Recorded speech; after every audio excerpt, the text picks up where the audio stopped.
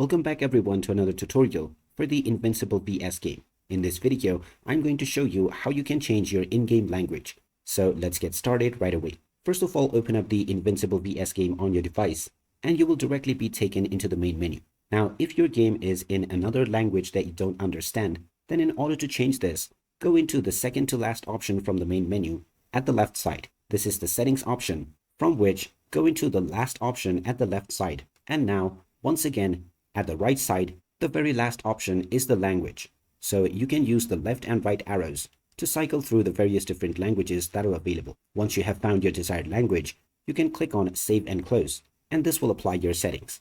And now your language has been applied. You can continue to play your game with your chosen language. If you wish to change this in the future once again, remember to go into the settings option, which is the second to last at the beginning. Then once again go into the very last option at the left side and the very last option at the right side. So that is how easy it is to change the in-game language on the Invincible VS game. If you find this video helpful, don't forget to hit that like button and subscribe to our channel for more helpful tips and tutorials. Thanks for watching, and I'll see you again in the next one.